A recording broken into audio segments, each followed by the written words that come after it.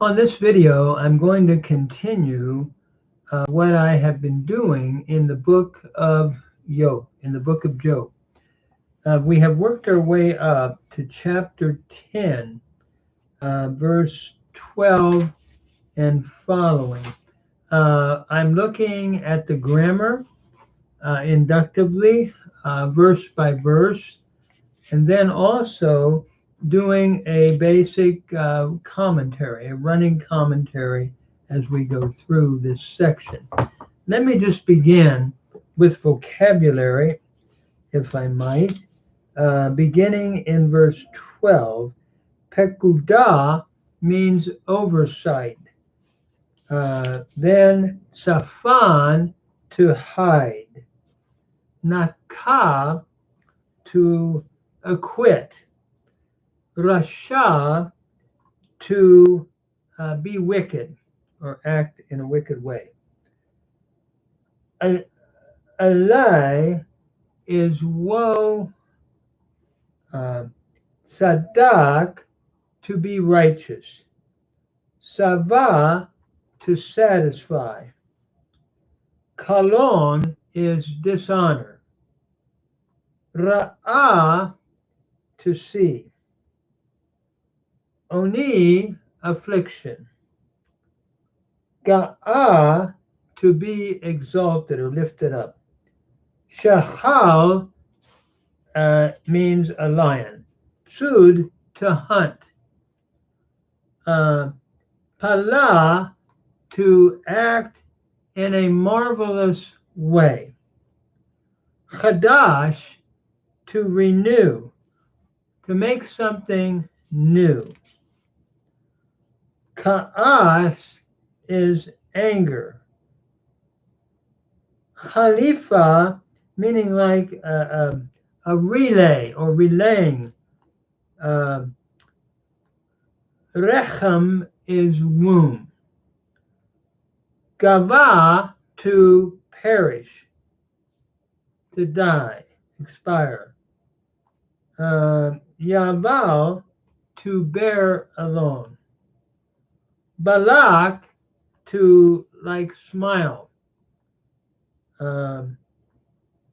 Beterem means before. Salmavet, deep darkness or gloominess. Ephah, darkness. Ophel is darkness, all having that same meaning. Salmavet, and we see this again, and we see it in Psalm 23, meaning deep darkness, shadow of death, deep darkness. Seder is order. And then Yafa is to shine or to shine forth. So we begin picking up where we left off. Job is talking to God about the care that God had for him, only that he might later afflict him, seems to be the thought. So we pick it up in verse 12. Chayim v'chesed asita imadi, fekudatecha shamra ruchi. You have given me life and favor, and your providence has kept my spirit. So God took care of him only to afflict him, will be Job's argument. And notice here, asita, life and loyal love you have given to me or made for me.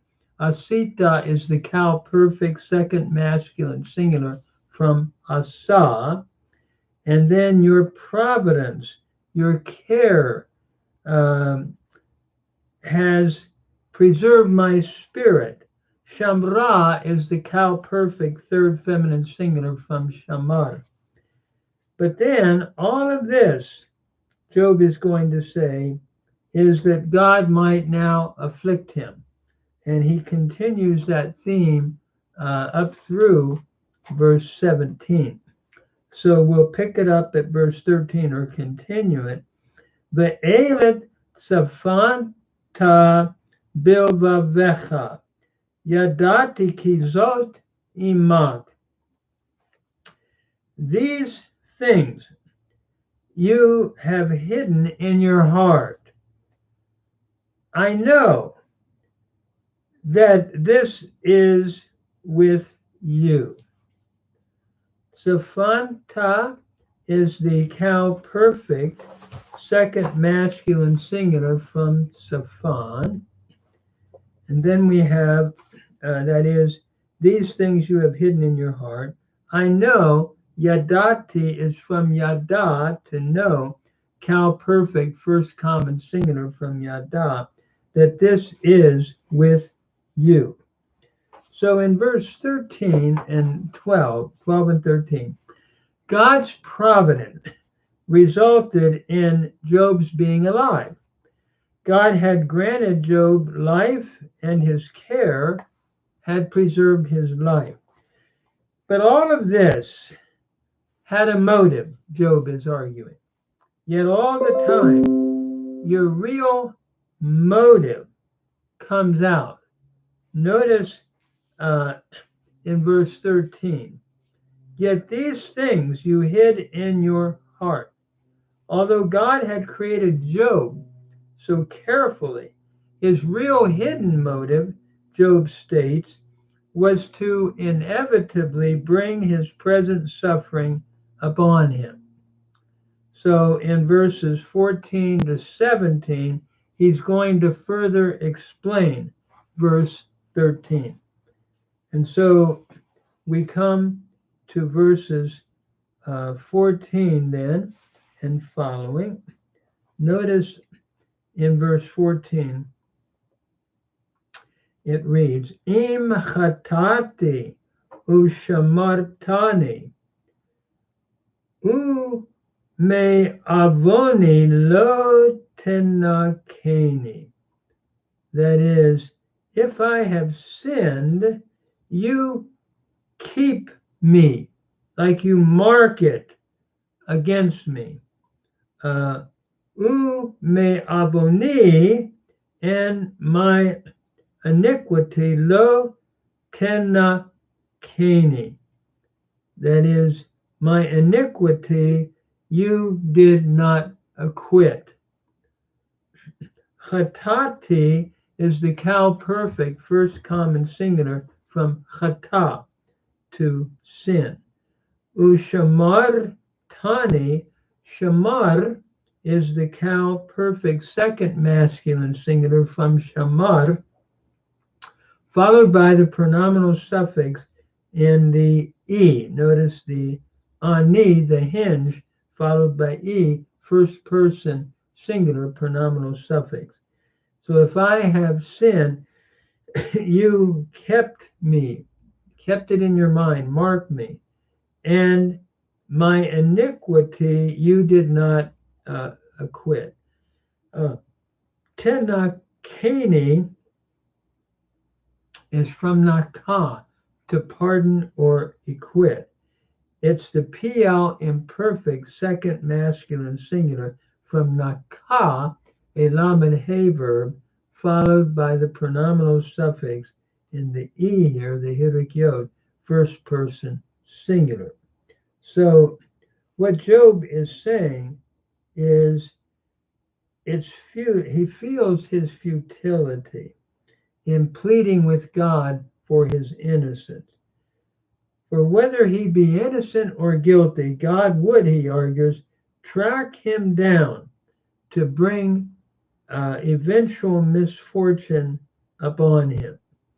And this is what the thought is. I mean, you have marked me so that you would not acquit me or pardon me.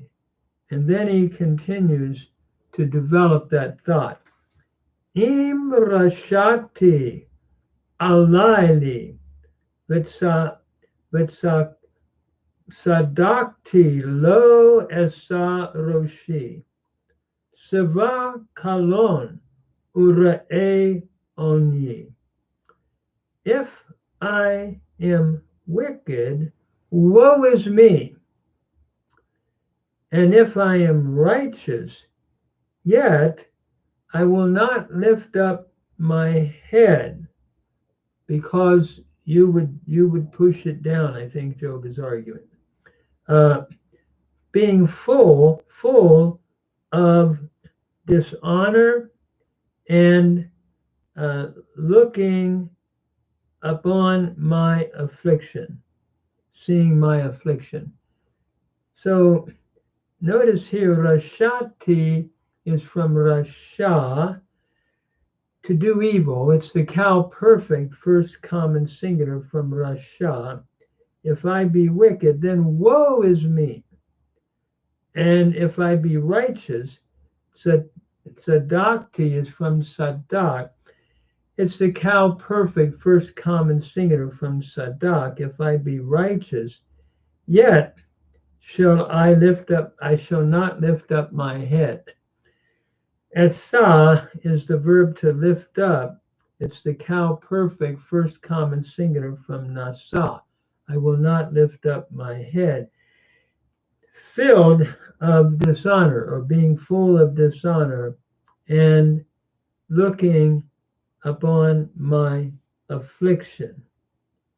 So basically, I think what he's saying is that the cry to God would not be profitable, because God is going to look upon him as wicked no matter what he does. This seems to be the argument, and as a result, he's not going to be able to lift up his head.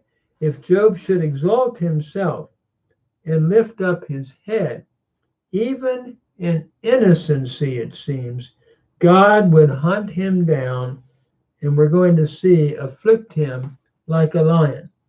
And that will go on in verse 16. V'yig'eh kashachal tetsudeni, v'tashov titpala vi. That is, if I should exalt myself as a lion, you will hunt me. You will return and show yourself marvelously against me, or upon me. V'yig'ah is from the root ga'ah.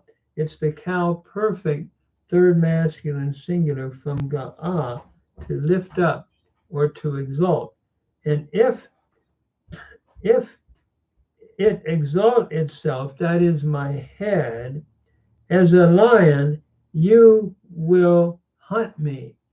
Tetsudeni is from sud, to hunt. It's the cow imperfect, second masculine singular from sud, followed by the pronominal suffix in the e, and the hinge, I believe, ni. And so if I exalt myself, you will hunt me like a lion. V'tashov titpala, notice, and you will return. In other words, you'll keep hunting me. Tashov is from the root shuv, to return. It's the cow imperfect, second masculine singular. Then you will show yourself marvelously against me, I think is the thought. Titpala is from pala, to act in a marvelous way, except here it's against Job, I believe is what the thought is. Hitpael, imperfect, second masculine singular from pala. So, as we said, even if Job would exalt himself and lift up his head, as we said, in his innocency, God would hunt him like a lion and afflict him. This is Job's argument. So we then continue in verse 17. Techadesh edecha negdi, v'terev ka'asecha, or ascha imadi, halifot v'tzava imi. That is, as we continue in verse 17, you renew your witnesses against me, you increase as you increase your indignation with me. Literally, host and, or this word halafot would be changes and warfare are against me. In other words, you're going to continue to have and like an attacking army that relays one group of troops after another. God will attack me. This is Job's point here. And notice here, techadesh is from the root chadash, to renew. We have a PL imperfect, second masculine singular from chadash. Notice the shava pathat and the doubling of the middle radical in the dalid, showing we're looking at a PL stem here. And so you renew your witnesses, edecha, against me, and you increase your anger with me or upon me. And then the last phrase, as we said, halifot v'tzava, would be like relays, hosts, relays, and army, warfare. And I translated this: changes and warfare are against me. The thought seems to be God, Job says, renews witnesses against him and attacks him like a force of relieving troops. Thus, God sends misfortune after misfortune against Job. This is his argument. Now he goes on and he pleads with God for a brief period of respite before the darkness of death. And so we read on in verse 18 and following. Notice he says, Velama merechem hotsetani egva ve'ayin lo tir'eni. That is, wherefore from the womb have you brought me forth? I think the thought here, would that I had perished and no eye had seen me. In other words, he's saying, would that I had died stillborn in my mother's womb.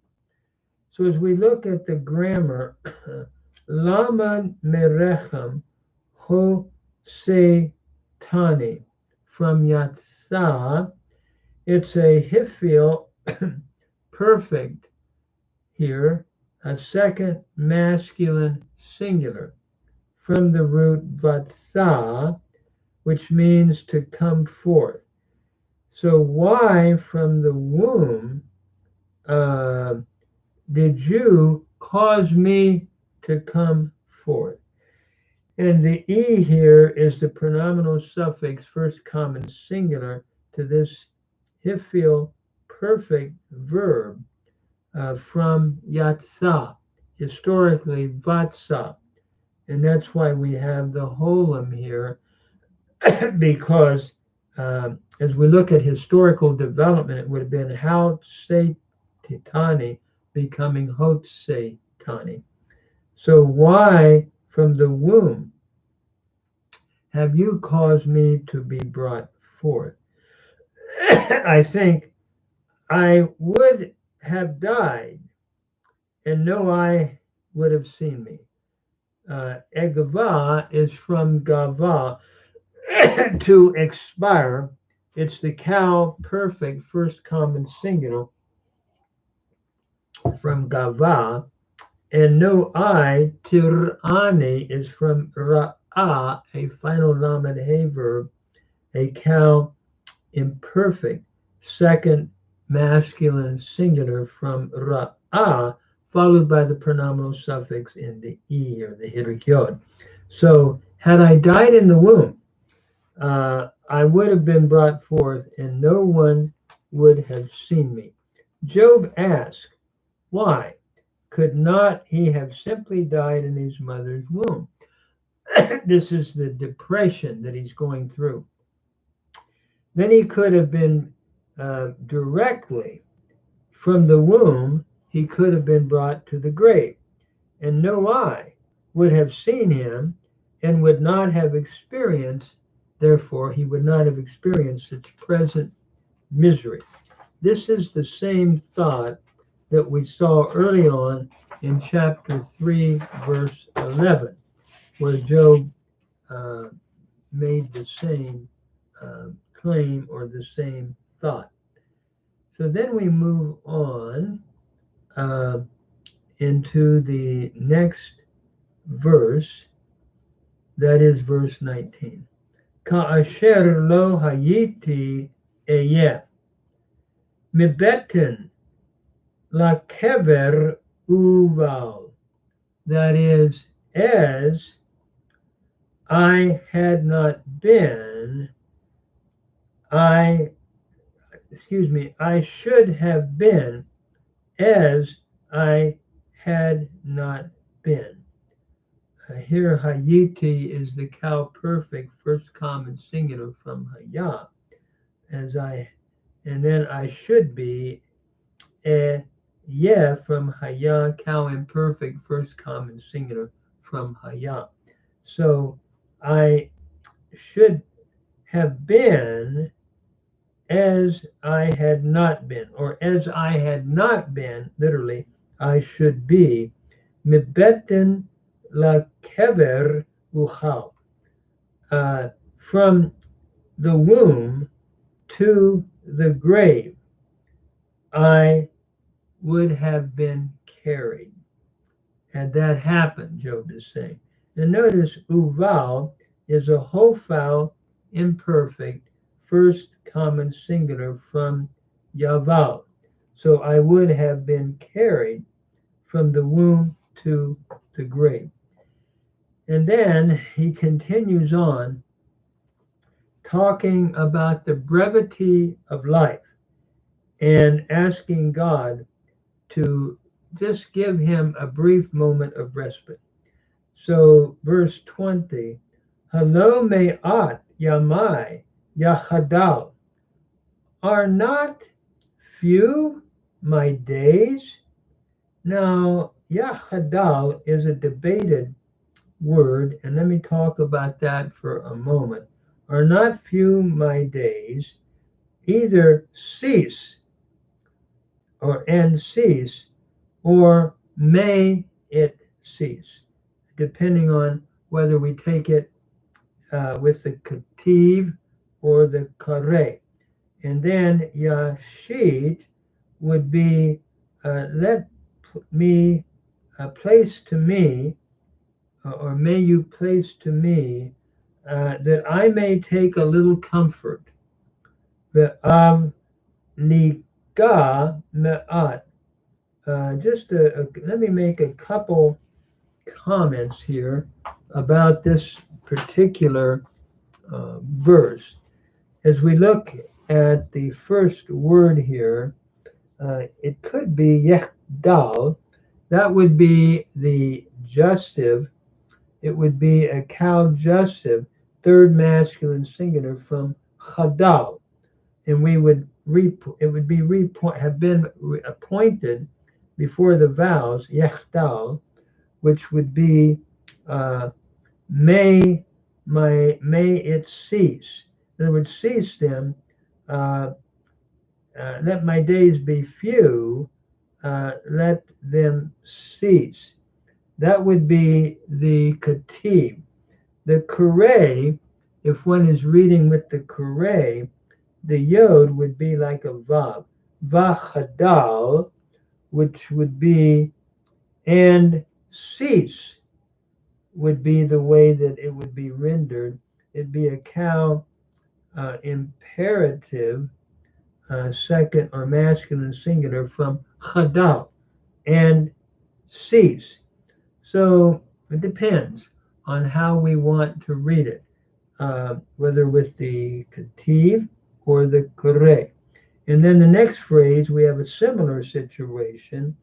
Yashit can be either a cow jussive from put, uh, let it be put from me, is a possibility. If we're using let's say the kore, yashit, let them be put from me. It'd be a cow jussive, third masculine singular from the root sheet. Or we could take it as imperative, which would be the sheet, which would, again, understanding the yod as a vav, and put from me. In other words, put from me this, what I'm going through. And then, va'avliga me'od. Then then let me smile a little. We could render it here. This is a hifil cohortative, first person singular from balak, to smile. Notice we have the a, I vowel pattern preceded by the vav hafek, or the vav conversive. So, are not my days few? Let them cease is one possibility. That is, what I'm going through and these days of suffering. Let me alone, that I might take a little comfort, that I might smile. So again, this reading all depends on whether we are following the kure or the kati in these uh, two verbs here, chadal and sheet. At least the thought in verse 20 is that Job is saying, since he only expects to live a few more short days on earth, he pleads that God will leave him alone and give him a respite, a brief, smiling time for his remaining brief days. And to see a parallel of this, I would suggest 9:34 of Job and 13:21, which we'll get to, and Psalm 39, verse 13. Then he moves on to talk about the darkness of the grave. And so notice, B'terem elek velo ashu, el eretz choshek v'tzelmavet. That is, before I go and will not return unto the land of darkness and deep gloominess. Salmavet means like deep darkness. Psalm 23, some have translated it shadow of death. And actually it means like deep darkness. Kia lake begate salmavet lo irara kiata imadi. Even though I walk in the valley of deep darkness. So what he's really looking at here is the darkness of Sheol after death. So help me, Lord. Give me a few days, his argument is, before I go and I do not return. Notice aleg is from the root halak, to go. It's the cow imperfect, first common singular from the root halak. And lo shuv is from the root shuv, to return. It's the cow imperfect, first common singular from shuv, unto the land of darkness and deep gloominess. Uh, so, in other words, he's pleading that the Lord would give him a brief respite before he goes into Sheol, the underworld. And then he continues that Eretz Ephata Kamo Ophel, a land of thick darkness as darkness itself. Salmavet velo sedarim, the shadow, a land of the shadow, again, of death or deep darkness. There we have Salmavet again, and where there's no order, and where light, v'tofa, is as darkness. Here we have the root yafa. It's a hifil, imperfect, third feminine singular from afa. Again, tau, we had here is tau fa becoming to fa historically. Hifil from the root yafa, where the light does not shine. And so as we look at these verses, the poetic image of death here is very vivid. Job pleads for respite from God before going to Sheol, or the underworld, which he depicts in this passage as a land of deep darkness, even where the light is darkness, and as a land of no return. It's interesting, in the Somsino Bible commentary on the book of Job, Dr. Reichard made a statement referring to Milton. Milton's beautiful paraphrase in Paradise Lost, where he says the light in that region is no light, but rather darkness visible. This is found on page 50 of that commentary. Let me just conclude, though, by saying, as a Christian minister, to me, we have a hope in Christ. What a contrast this passage presents with the believer's hope now in light of the resurrection of Jesus the Christ. And we see this in Hebrews 2, 2 Corinthians 5, and Philippians 1, verse 23. To be absent from the body is to be present with the Lord for a believer, and to look forward to a literal bodily resurrection. And Paul talks about that. And Jesus said, all who sleep in the tombs will arise, some to everlasting life, and some to shame and everlasting contempt. So the need of having a personal faith in Jesus Christ is so exciting to me from the New Testament, because it gives hope that that death is not the end, but to be with the Lord following one's death.